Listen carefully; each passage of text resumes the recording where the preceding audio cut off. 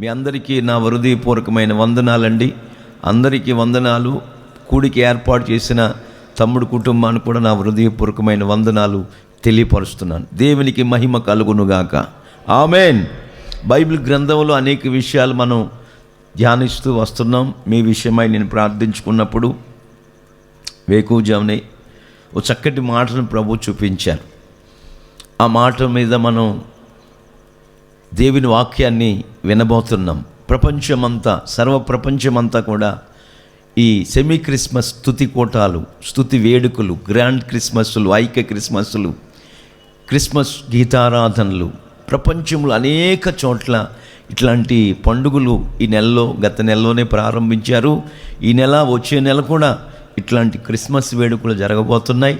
దేవాతి దేవుడు జన్మదినోత్సవాన్ని గుర్తు చేసుకుంటూ ప్రభు వారిని కాపాడినందుకు, ప్రభు వారికి ఆరోగ్యం ఇచ్చినందుకు, ప్రభు వారిని వారి పాడి పంటల్లో, వారి వ్యవసాయ రంగములో, ఉద్యోగములో, వ్యాపారములో, చేతి వృత్తుల్లో ప్రభు ఆశీర్వదించినందుకు కృతజ్ఞతగా ప్రభు జన్మదినోత్సవ వేడుకలు జరుపుకోవటానికి ప్రభు అనేకులకు సహాయం చేస్తూ వస్తున్నారు.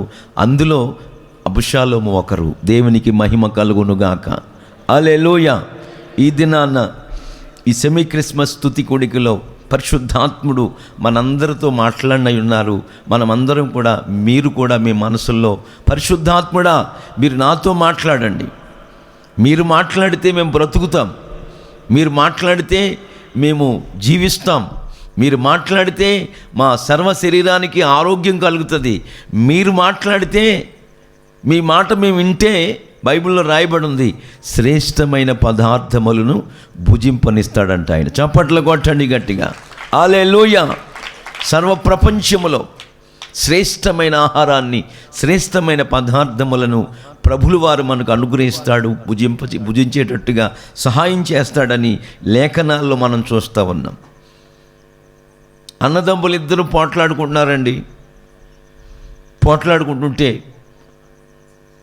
ఆ బిడ్డలకు అనుకున్న తల్లి, ఒరే ఇద్దరు పోట్లాడుకుంటుంటే, మీరిద్దరూ చచ్చిపోతే నాకు ఇంకెవరుంటారు, మీ ఇద్దరే కదా, కనుక ఒరే చిన్నోడా మా అన్నయ్య ఇంటికి నువ్వు వెళ్ళిపో అని యాకోబుని రెబెక్కమ్మ తల్లి, యాకోబు తల్లిగారు పంపించేసింది. వెళుతూ ఉన్నాడు, ప్రొద్దుగుంకింది, ప్రయాణం వసతి లేదు. ఆ ప్రయాణ వసతి లేనప్పుడు ఆ ప్రొద్దుకింకిన అరణ్యంలో అనేక రాళ్ళు ఉన్నాయి. ఒక్క రాయి తీసుకున్నాడు, తలగడగా చేసుకున్నాడు, అక్కడ నిద్రపోయి ఉదయాన్నే వెళ్దాం అనుకుంటున్నాడు. ఆ సందర్భంలో దైవ దర్శనాన్ని పొందాడు యాకోబు. దేవునికి మహిమ కలుగునుగాక. ఆ దర్శనంలో ఏం చూస్తున్నాడని బైబిల్లో రాసిందంటే, పరలోకమునకు, ఆకాశానికి, భూమికి ఒక నిచ్చెన వేయబడి ఉంది. ఆయన దర్శనంలో చూస్తున్నాడు ఆ సంభవాన్ని. ప్రియులారా, ఆ నిచ్చెన మీద దేవదూతలు ఎక్కుచూ దిగుచూ ఉన్నారని వ్రాయబడి ఉంది, గ్రంథస్థం చేయబడింది. అయితే యోహాను సువార్తలో 1వ అధ్యాయం 51వ వాక్యం, ఆఖరి వాక్యం చదవండి. ఆఖరి వాక్యం చదువుకుందాం. మరియు ఆయన ఆకాశము తెరవబడుటయు, దేవుని దూతలు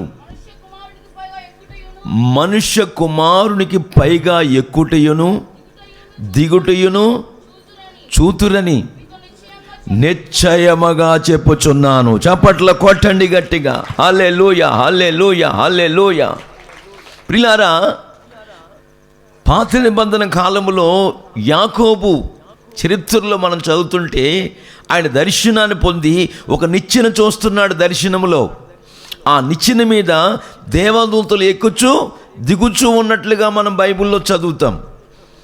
అదే అనుభవాన్ని యోహాను గారు రాస్తాడు ఈ అధ్యాయంలో, 1వ అధ్యాయంలో. ప్రియులారా, ఆకాశమును, ప్రియులారా, దేవదూతలు మనుష్య కుమారుని పైగా ఎక్కుచూ దిగుచూ ఉందురని మీతో నిశ్చయముగా చెప్పుచున్నాను. హల్లెలూయా, హల్లెలూయా. ఆ నిచ్చెనే ప్రభువైన యేసుక్రీస్తు వారు.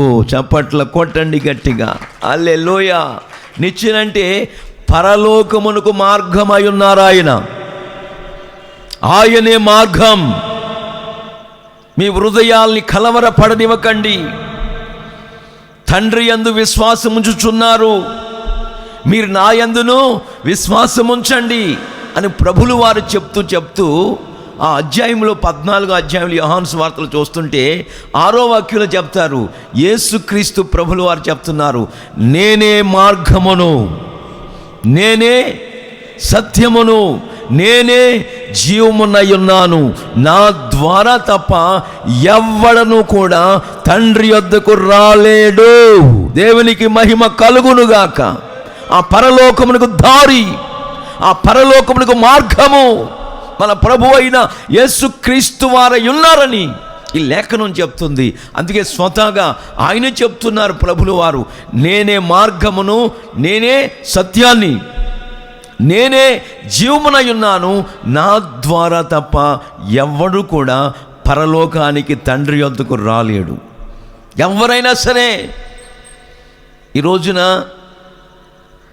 మన ప్రియతమ నాయకులు జగన్మోహన్ రెడ్డి గారి బర్త్డే ఏమండి, ఆయన పుట్టినరోజు. ఆయనైనా సరే ఆ మార్గంలోనే వెళ్ళాలా. దేవునికి మహిమ కలుగునుగాక. ఎన్ని పుట్టినరోజులు చేసుకున్నా సంతోషం మనుషుల ద్వారానే కలుగుతుంది. అది యేసయ్య ఆయనలో ఉద్భవించినట్లయితే చప్పట్లు కొట్టండి గట్టిగా, హల్లెలూయా. యేసయ్య అధికారుల మధ్యలో, శతాధిపతుల మధ్యలో, రథాధిపతుల మధ్యలో, మానవాళి మధ్యలో, ధనికుల మధ్యలో, దరిద్రుల మధ్యలో, అంటరాని వారి మధ్యలో, ప్రియులారా, సర్వ ప్రపంచంలో సర్వ మానవాళి కూడా అధికారములో ఉన్న, లేకపోతే చిన్న కుగ్రామములో ఉన్న, పట్టణములో ఉన్న, పల్లెల్లో ఉన్న, ప్రియులారా, అమెరికాలో ఉన్న, అనంతపురంలో ఉన్న అందరూ యేసయ్య మార్గంలోకి రావాలి. చప్పట్ల కొట్టండి గట్టిగా, ఆమేన్, హల్లెలూయా. ఆయనే మార్గము, సత్యము, జీవమునై ఉన్నాడు. ఆయన ద్వారానే ఎవరైనా మోక్షపురానికి వెళ్ళాలి. దేవునికి మహిమ కలుగునుగాక. గనుక మన జీవితాల్లో ఆ మార్గము గుండా మనం వెళ్ళాలని బైబిల్ మనకి తేటగా ఈ చక్కటి విషయాన్ని బోధిస్తుంది. 37వ కీర్తనలో కీర్తనాకారుడు రాస్తాడు, చక్కటి మాట చదవండి. మనుషులమైన మనము మన మార్గాలను యేసయ్యకు అప్పగించుకోవాలంట. 37వ కీర్తనలో 5వ వచనం చదువుదాం. నీ మార్గమును ఓ సహోదరుడా, ఓ అధికారి, ఓ మానవుడా, ఓ సహోదరి సహోదరులారా, మీ మార్గములను యెహోవాకు లేక ప్రభు అయిన యేసుక్రీస్తు వారికి, మార్గమై ఉన్న యేసుక్రీస్తు ప్రభులు వారికి మీరందరూ కూడా అప్పగించుకోండి. ఆయన నమ్ముకొనండి, అప్పుడు నీ కార్యములన్నీ సఫలీకృతము చేయునుగాక. దేవునికి మహిమ కలుగునుగాక. నీ కార్యములు సఫలపరుస్తాడు, విఫలము కాదు.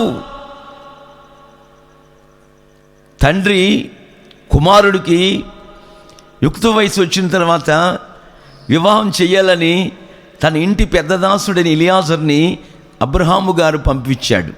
నా బంధువుల ఇంటికి వెళ్ళి పెళ్లి కుమార్తెను ఒకరు తాను తీసుకురా అంటే, ఎక్కడికి వెళ్ళాలయ్యా, వారి డోర్ నెంబర్ ఎంత, వాళ్ళ ప్రాంతం ఏది, వారి జిల్లా ఏది, ఏమీ చెప్పలా, వెళ్ళిపోమన్నాడు.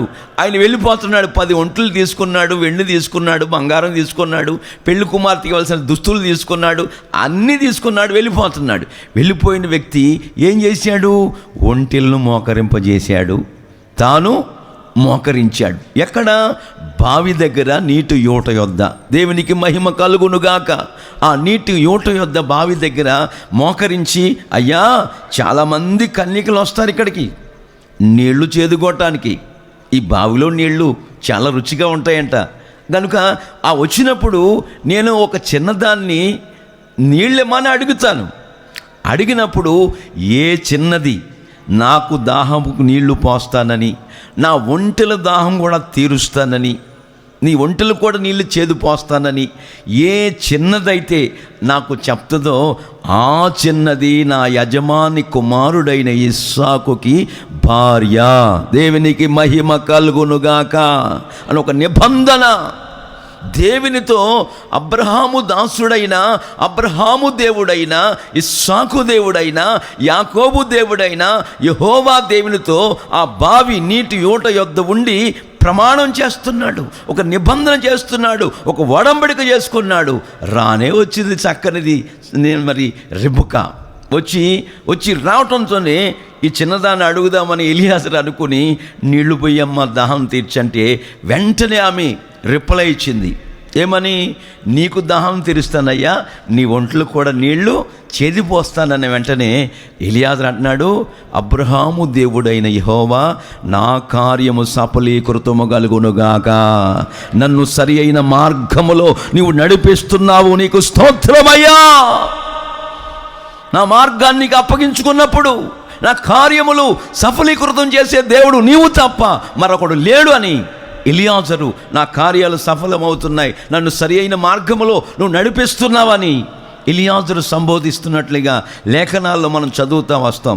నా ప్రియ సహోదరి సహోదరులారా, మన మార్గములను ఆయనకు అప్పగించుకున్నప్పుడు ఆయన రెండవదిగా మార్గములను ఆయన మన మార్గాల్ని, మన ఆలోచనల్ని, మన తలంపుల్ని అన్నిటిని ఆయనకు అప్పగించుకొని రెండవదిగా మనం చేయవలసిన పని ఏంటంటే ఆయన కార్యములు చేస్తాడని నమ్మాల.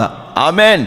యెహోవాను నమ్ముకునుడని చెప్తూ అప్పుడు నీ కార్యము నెరవేర్చబడుతుంది. ఆమెన్. నీ కార్యము సఫలీకృతం అవుతుందని లేఖనం చెప్తుంది. ఈ వాక్య భాగంలో 3 అనుభవాలు. మొట్టమొదటి అనుభవం ఏంటంటే నీ నడవడికను, నీ పద్ధతుల్ని, నీ ఆలోచనల్ని ఎవరికి అప్పగించుకోవాలి? ఎవరికి? పంచాయతీ బోర్డు ప్రెసిడెంట్ గారికా? ఎవరికంటే? చీఫ్ మినిస్టర్ గారికా? ఎమ్మెల్యే గారికా? కాదు. సాక్షాత్తు జగన్నాటక సూత్రధారి అయిన యేసుకు అప్పగించుకోవాలి. చప్పట్ల కొట్టండి గట్టిగా. హల్లెలూయా. ఎవ్వరికి అప్పగించకూడదు మన మార్గాన్ని, మన నడవడికను, మన ఆలోచనల్ని, మన పద్ధతుల్ని, మార్గమును దేవునికి అప్పగించుకో. యెహోవాయే దేవుడని, యేసుక్రీస్తే మార్గమై ఉన్నాడని, యేసుక్రీస్తు ప్రభులు వారే పరిశుద్ధుడై ఉన్నాడని, యేసుక్రీస్తు ప్రభులు వారే సర్వరక్షకుడు, సర్వమానవాల్ని రక్షించుడు కొరకై 2020 సంవత్సరాల క్రితం కన్య మరియ గర్భాన ఉద్భవించాడని, 33.5 సంవత్సరాలు ఈ లోకములో సశరీరుడిగా జీవించాడని, 33.5 సంవత్సరాల వయసులో సర్వమానవాళి యొక్క పాప పరిహారార్థమై, లోక కళ్యాణార్థమై కల్వారి శిలువలో ఆయన రక్తం చిందించి ఉన్నాడని నువ్వు నమ్మాలి. చప్పట్ల కొట్టండి గట్టిగా. నువ్వు నమ్మాలి, నేను నమ్మాలి.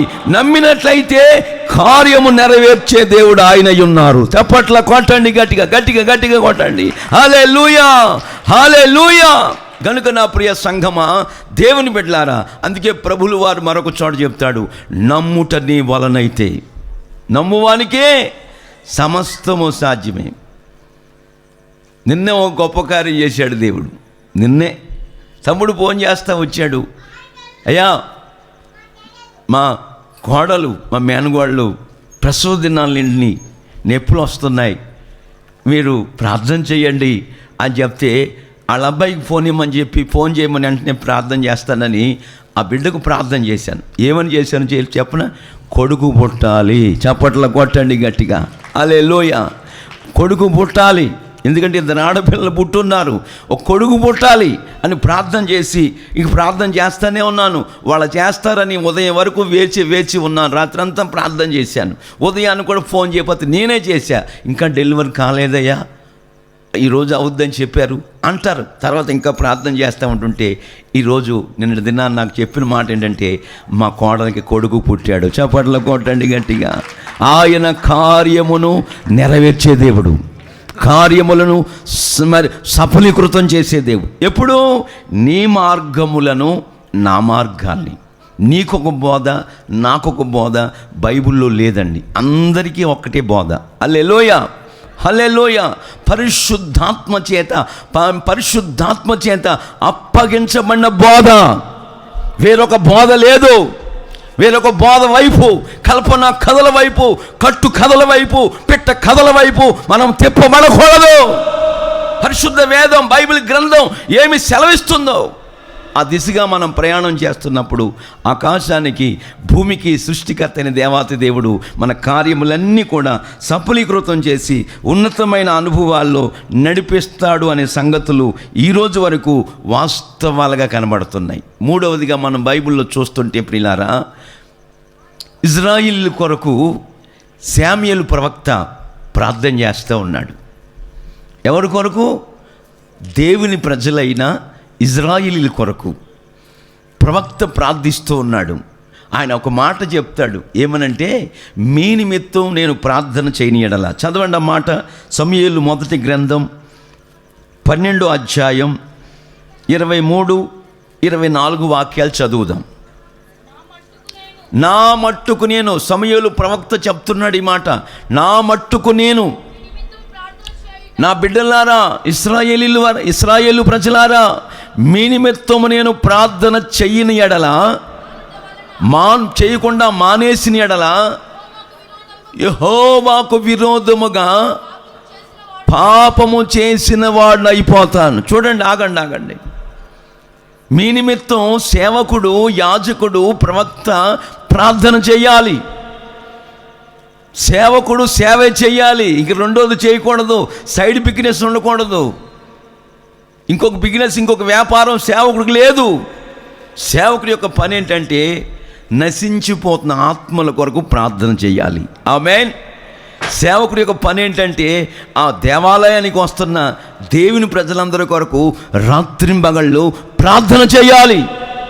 అట్లాంటి ప్రార్థన చేసే సేవకుడు పాలుట్లో ఉన్న ప్రజలు తండోపతండాలుగా వస్తారు. చప్పట్ల కొట్టండి, గట్టిగా కొట్టండి. అట్లాంటి సేవకుడు ఏ చోట ఉన్నా ప్రజలు గుంపులుగా వస్తారనే సంగతి వాస్తవం. మీ నిమిత్తం నేను ప్రార్థన చేయని ఎడల నేను దేవునికి విరోధముగా పాపం చేసిన వాడిని అయిపోతాను. గనుక మీ నిమిత్తమై నేను ప్రార్థన చేస్తున్నాను. ఆమేన్. మంచి మనసు నాకు ఉందండి. మీ అందరి నిమిత్తం నేను ప్రార్థన చేస్తున్నా. హల్లెలూయా. మీ నిమిత్తమే కాదు, సర్వ ప్రపంచంలో నాకు తెలిసిన వాళ్ళందరి కొరకు, మోడీ గారి కొరకు ప్రార్థన చేస్తున్నా, జగన్ గారి కొరకు ప్రార్థన చేస్తున్నా, విద్యాశాఖ మంత్రి గారు సురేష్ గారి కొరకు రోజు ప్రార్థన చేస్తున్నాను. నేను నిజం చెప్తున్నాను మీకు, ఎందుకంటే నా బాధ్యత. అట్లా ప్రార్థన చేయకపోతే ప్రవక్త చెప్తున్నాడు, మీ కొరకు నేను ప్రార్థన చేయని ఎడల దేవునికి విరోధముగా పాపము చేసిన వ్యక్తిని అయిపోతాను. పాపము ద్వారా వచ్చే మరి జీతం ఏంటి? మరణం. ఆ మరణానికి నేను ఎందుకు ఆహుతి అయిపోవాలి? అందుకే మీ కొరకు నేను ప్రార్థన చేస్తున్నాను. చప్పట్ల కొట్టండి గట్టిగా. హల్లెలూయా. ఏదో మీరు మరి ప్రతిఫల అపేక్ష కోరి కాదు, ఏదో మీరు ప్రియులారా నాకు ఏదో ఇస్తారని కాదు, ఏదో నన్ను పలకరిస్తారని కాదు, నాకు సన్మానం చేస్తారని కాదు. రెండో అనుభవం ఏంటంటే, మీ కొరకు నేను ఎందుకు ప్రార్థన చేస్తానంటే నేను నెమ్మదిగాను సుఖముగాను బ్రతుకు నిమిత్తము. ఆమేన్. మీరు కూడా ఎందుకు చేయాలి ప్రార్థన? నెమ్మదిగాను సుఖముగాను బ్రతుకు నిమిత్తం. నా ప్రియ సహోదరి సహోదరులారా, మీరందరూ ఏదో క్రిస్మస్ పండుగ వచ్చిందని కాదు, ఈస్టర్ పండుగ వచ్చిందని కాదు, ఏదో ఆదివారం రోజునే కాదు వల్లించటం, రోజు ప్రార్థన చెయ్యాలి. దేవునికి మహిమ కలుగునుగాక.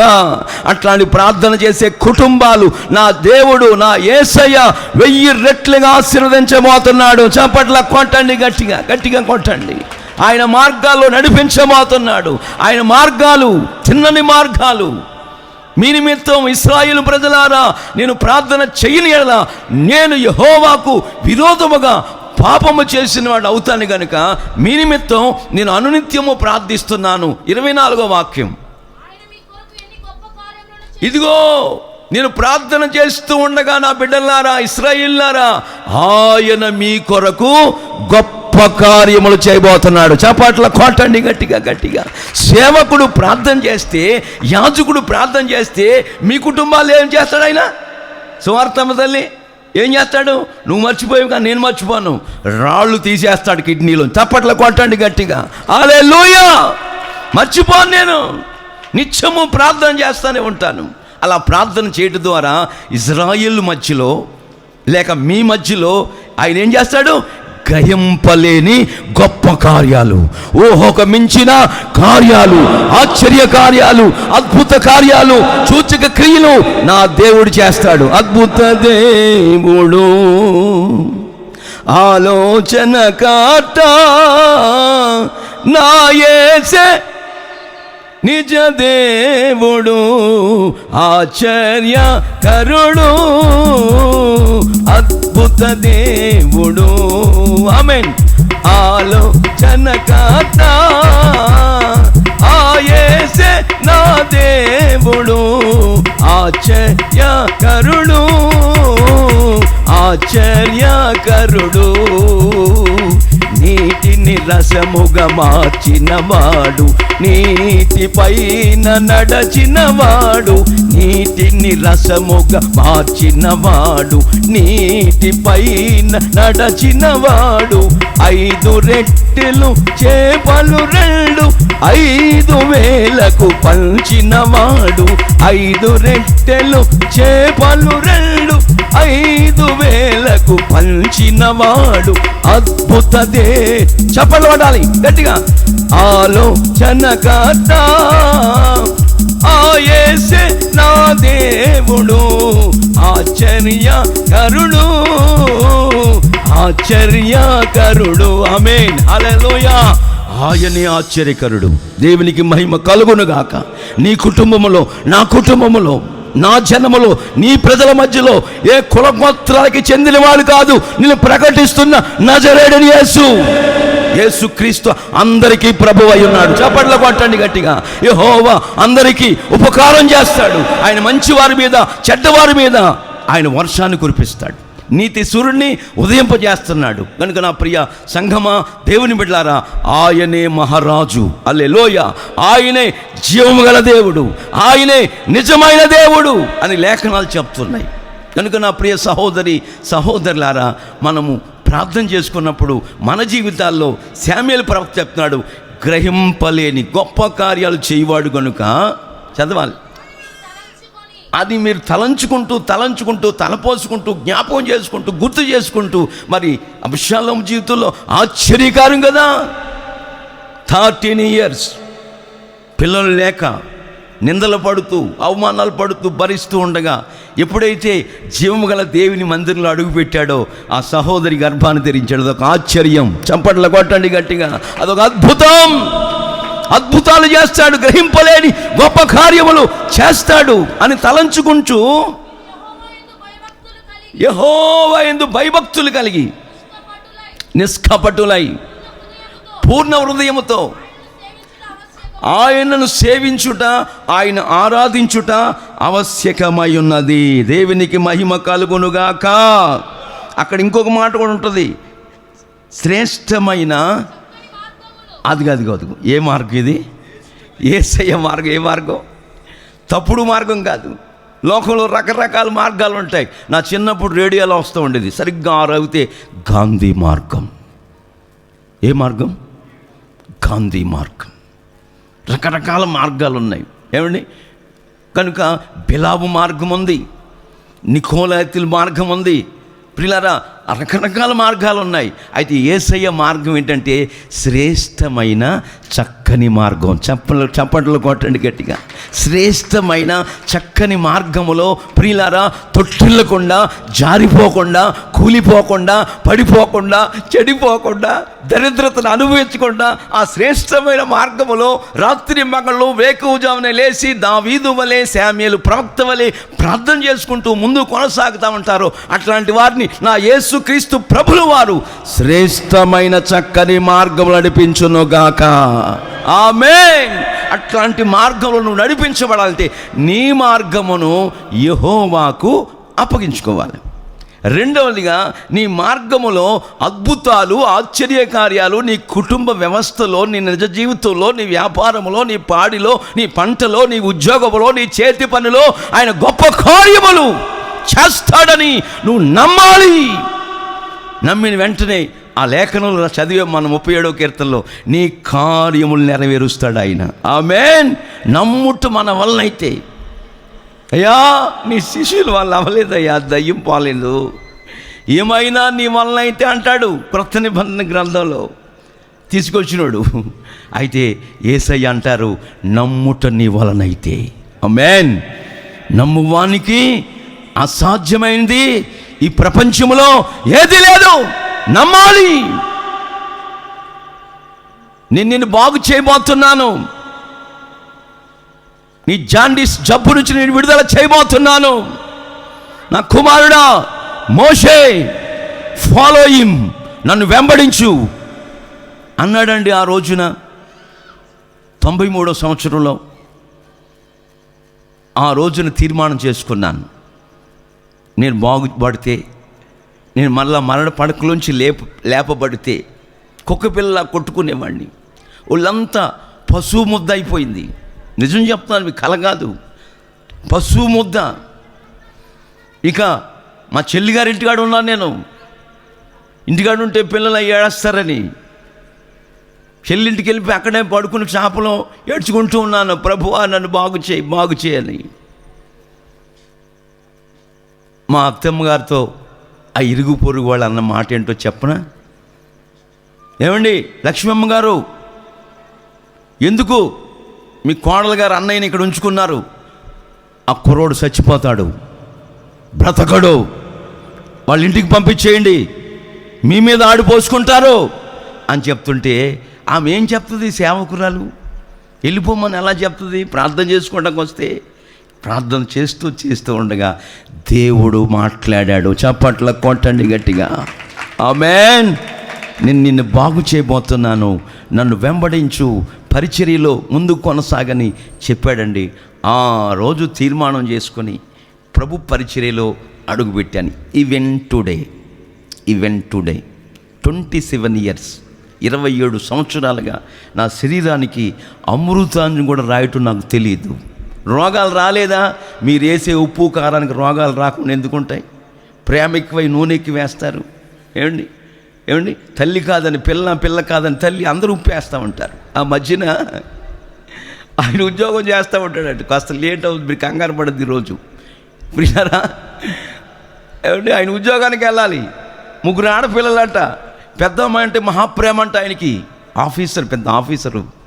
అమ్మాయి నాకు వేరే బట్టలు లేవు, ఈ ప్యాంటు కాస్త ఉతికేసి పొడిగి ఎక్కువయింది, ఒక 2 అంగుళాలు కట్ చేసి చేతి కుట్టేసేసి ఐరన్ చేసి సరిగ్గా పెట్టు, ఉదయం ఆఫీస్కి పోవాలి 10 గంటలకి అని చెప్పాడంట తండ్రి.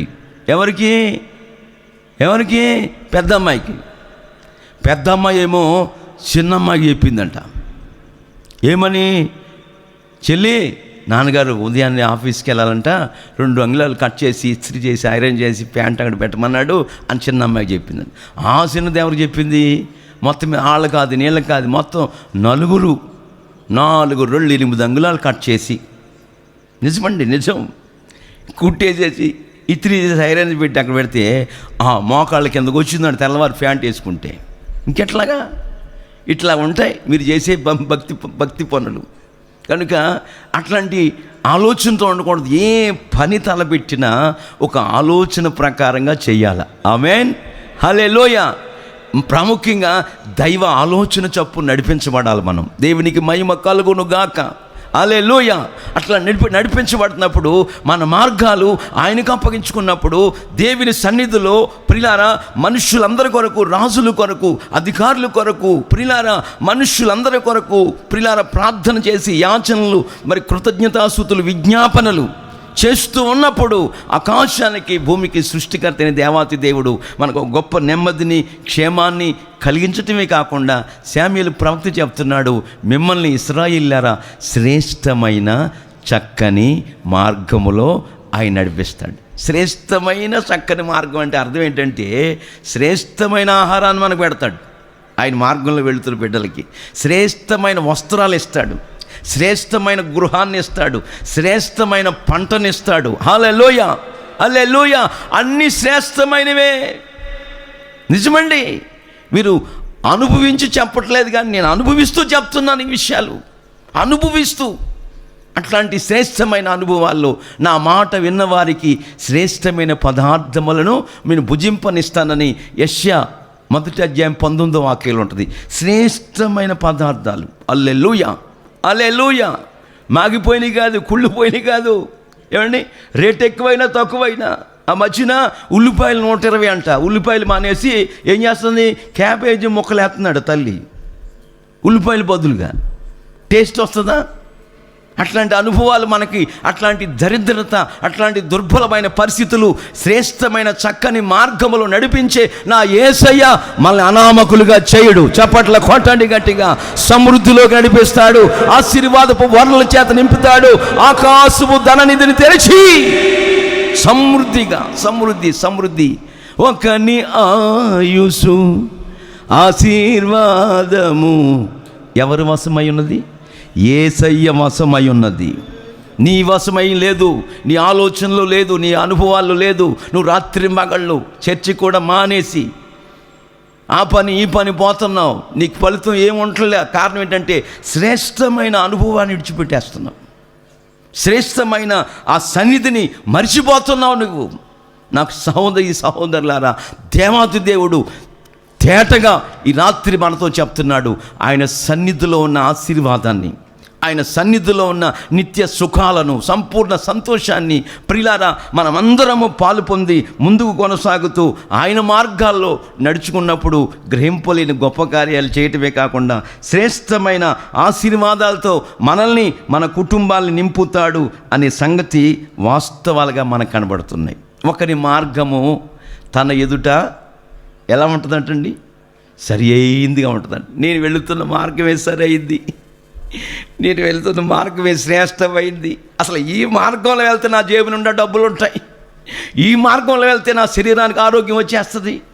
ఈ మార్గం ఎవరి మార్గం? ఆడుకొచ్చిన మార్గం, ఆడుకొచ్చిన ఆలోచన అది. ఒకని మార్గము అతని ఎదుట సరి అయిందిగానే కనపడద్దంట. సాతానుగాడు వెలుగుదూత వేషం వేసి ఆ మార్గములో ప్రకాశిస్తూ సాతానుగాడు నీకు సరి అయిందిగా ప్రత్యక్షపరుస్తాడు. నువ్వు మోసపోకూడదు, నువ్వు భ్రమపరచబడకూడదు. బైబిల్ రాస్తుంది, నా మాట కాదు. 16వ అధ్యాయం సామెతల గ్రంథం 25వ వాక్యం చదవండి. ఒకని మార్గము వాని దృష్టికి యథార్థంగా, చక్కగా, శ్రేష్టంగా. ఇక్కడ ఈ మార్గంలో వెళ్తే నాకు సమృద్ధి వస్తుంది. ఏ మార్గం అది? 100కి 10 మార్గం. ఏ మార్గం అండి? ఏంటంటే మీరు మాట్లాడట్లేదు. 100కి 10 వడ్డీ వ్యాపారం మార్గం, నిత్యమైన మార్గం.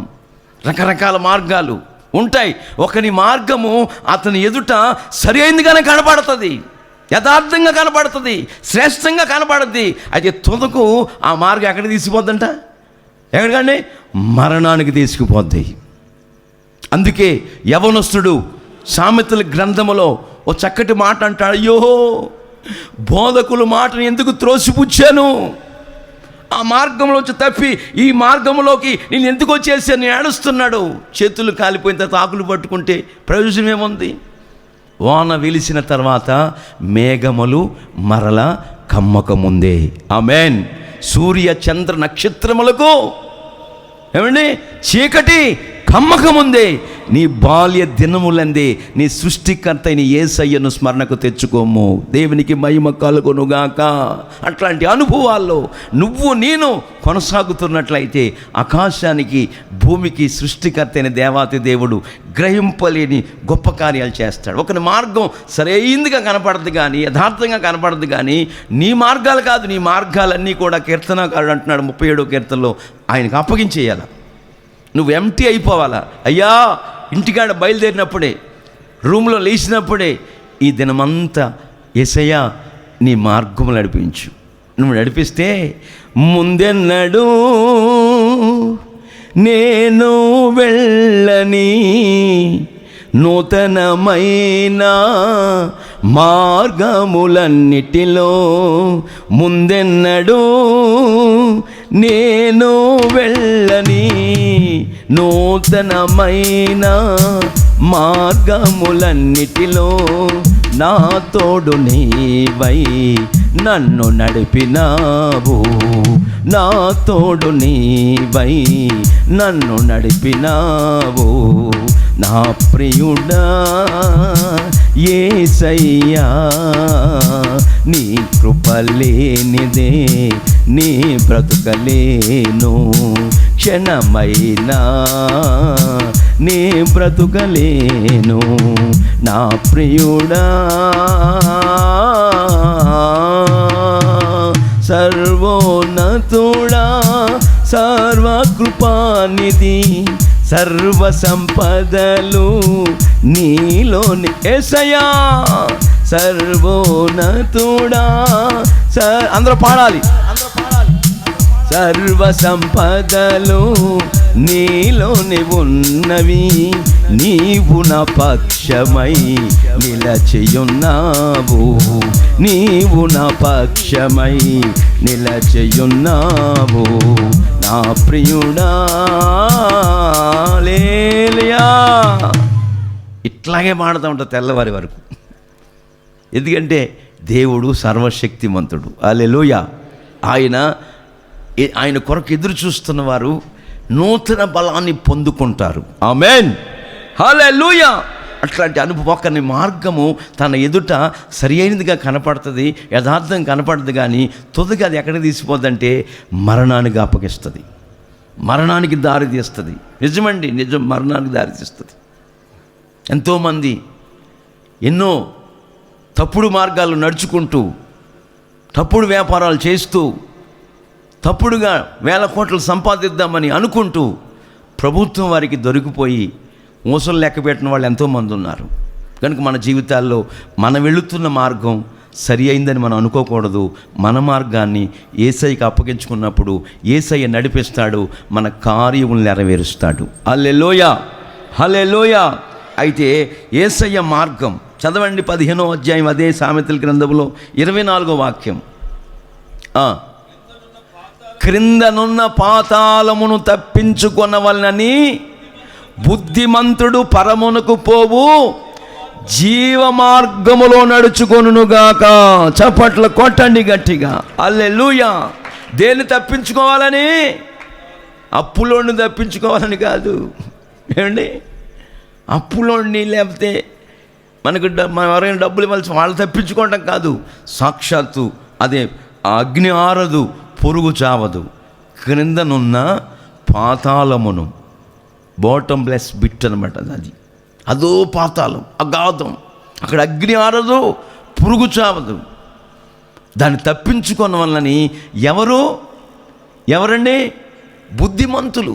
వాళ్ళు స్త్రీలైనా పురుషులైనా బుద్ధిమంతులైతే పరమునకు పోవు, పరలోకమునకు పోవు, జీవమార్గములు నడుచుకుంటారు. దేవునికి మహిమ కలుగునుగాక. ఆయనే జీవాధిపతి, ఆయనే జీవము గల దేవుడు, ఆయన మార్గమే జీవమార్గం. హల్లెలూయా. యోహాను సువార్తలో ఉంటుంది, ఆయనలో జీవమున్నది, అది మనుషులకు వెలుగై ఉన్నది.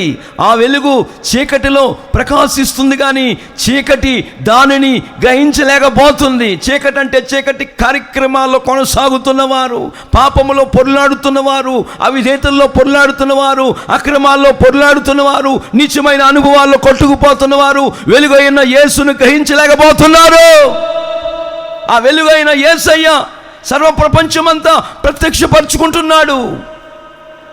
దమస్కు పట్టణ వీధిలో, తిన్నని వీధి అనబడిన ఆ దమస్కు పట్టణంలో శిష్యుల్ని బంధించడానికి వెళుతున్న సౌలును దర్శించిన వెలుగు,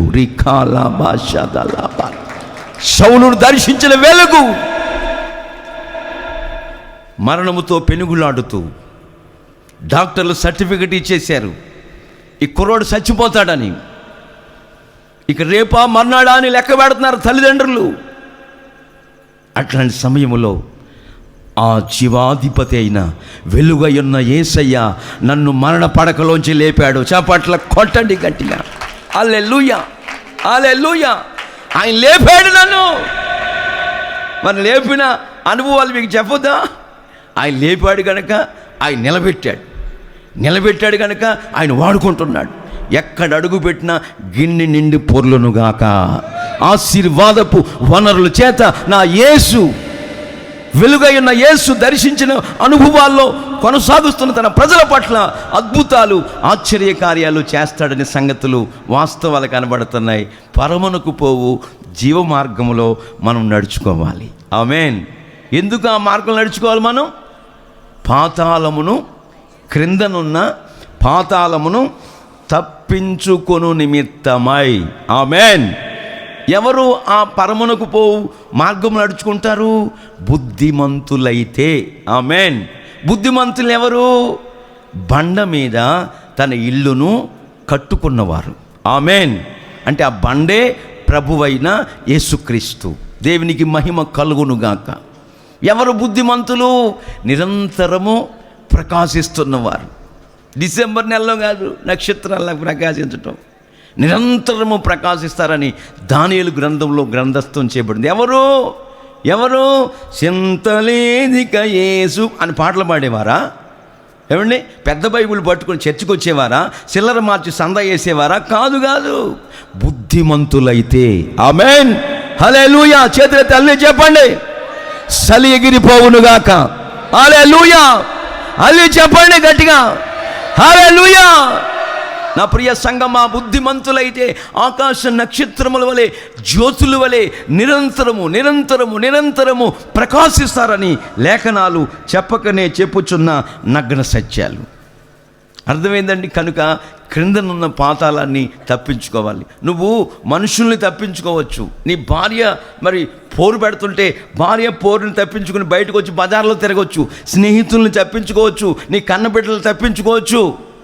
ఏమండి, ఇవన్నీ తప్పించుకోవచ్చు. నీ రోగాన్ని హాస్పిటల్కి వెళ్ళి బాగు చేసి మరణాన్ని తప్పించుకోవచ్చు. ఇవన్నీ తప్పించుకోవచ్చు. ఏది తప్పించుకున్నా తప్పించుకొనలేని ఒక అనుభవం ఉంది. అది పాతాళం. అది నిత్య నరకాగ్ని గుండం. అక్కడ అగ్ని ఆరదు, పురుగు చావదు. నువ్వు సస్తానన్నా మరణం రాదు. అక్కడ తేటగా చెప్తుంది పరిశుద్ధ వేదం. మరణం రాదు. చచ్చిపోదామని ఉరి కట్టుకుని తాడు బిగించుకుంటే తాడు తెగిపోద్ది. నీకు మరణం రాదు. అక్కడ నిత్యము. అక్కడ నిత్యమే, పరలోకములో నిత్యమే. దేవునికి మహిమ కలుగునుగాక. ఆ నిత్య నరకం నుంచి మనుషుడు ఏ కులగోత్రాలు పుట్టిన, ఏ తెగకు చెందినవాడైనా, పేద ధనిక వర్గ భేదము లేకుండా, కుల భేదము లేకుండా అందరికీ ప్రభు అయిన యేసుక్రీస్తు వారు చెప్తున్నాడు స్వతహాగా, నా బిడ్డలారా, క్రిందనున్న పాతాళాన్ని, నిత్య నరక అగ్ని ఆరదు, పురుగు చావదు, ఆ యమగుండాన్ని తప్పించుకొని మోక్షపురానికి మనం అందరం కూడా వారసులం కావాలంటే యేసే మార్గం. దేవునికి మహిమ కలుగునుగాక. నా ద్వారా తప్ప ఎవడును కూడా సర్వ ప్రపంచములో తండ్రి యొద్దకు, పరలోకానికి పునాదులు గల పట్టణాల్లో ప్రవేశించలేడు. No entry. యేసు రక్తం చేత కడగబడిన వారికే ఎంట్రన్స్, ప్రవేశం కలుగుతుంది. పవిత్రతలో, యథార్థతలో, వినయ భయభక్తులతో పరిశుద్ధ జీవితం కలిగి ప్రియులారా ఏర్పరచబడి వంశముగా, పరిశుద్ధ జనముగా, దేవుని సొత్తైన ప్రజలుగా తీర్చిదిద్దబడిన వారమై ఉన్నతోపదేశ క్రమాల్లో నడుస్తున్న ప్రతి ఒక్కరికి అక్కడ ద్వారాలు తెరిచి ఉంటాయి ఎల్లప్పుడూ. దేవునికి మహిమ కలుగునుగాక. ఆ మార్గములో నీవు నేను వెళ్ళాలని ఈ లేఖన భాగాలు చెప్పకనే చెప్పుచున్న నగ్న సత్యాలు. ఇంకా చాలా విషయాలు ఉన్నాయి కానీ సమయం అయిపోతుంది. ఒక మాట చదువుకుని ముగించుకుందాం. యెషయా గ్రంథం 35వ అధ్యాయం 8వ వచనం చదవండి. ఇక్కడ ఒక మార్గం ఉంది, రాజమార్గం. చదువుదాం. అక్కడ దారిగా ఉన్న ఒక రాజమార్గం ఏర్పడును, అది పరిశుద్ధ మార్గం అనబడును.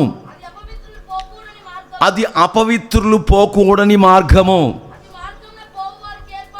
ఆ మార్గమున పోవుచున్న వారికి ఏర్పరచబడిన మార్గము. దేవునికి మహిమ కలుగునుగాక. అది ఏ మార్గం? రాజమార్గం. హల్లెలూయా. ఆ రాజమార్గం ఎవరికి? ఏర్పరచబడిన వారికి. ఏమండి, మరి ఏర్పరచబడిన మార్గం. ఆ మార్గములో 3 లైనను నడుచుచు త్రోవ, మార్గము తప్పకుండా నడిచి వెళ్ళిపోతారు. హల్లెలూయా. మూర్ఖులకు, ఈ తరమ వారికి వేరై ప్రత్యేకించబడి సెపరేషన్, ఒక ప్రత్యేకమైన జీవితం కలిగి పవిత్రతలో, యథార్థతలో, ప్రియులారా నీతి నియమాల్లో, పరిశుద్ధ వేదం బైబిల్ గ్రంథం, హల్లెలూయా, హల్లెలూయా. ఎన్నో వేదాలు, ఎన్నో ఉపనిషత్తులు, ఎన్నో గ్రంథాలు ఉన్నాయి. ఒక బైబిల్కి పరిశుద్ధ గ్రంథం అని పేరు ఉంది. చప్పట్ల కొట్టండి గట్టిగా. ఎందుకో తెలుసా? పరిశుద్ధుడైన యేసయ్య చరిత్ర ఇందులో ఉంది. దేవునికి మహిమ కలుగును గాక. హల్లెలూయా. అట్లాంటి గొప్ప దేవుణ్ణి కలిగి ఉన్నాం కనుక ఈ రోజున మనం ఎంతో సంతోషంగా, ఆనందంగా ఈ సెమీ క్రిస్మస్ వేడుకల్ని జరుపుకుంటున్నాం. ఈ రాత్రి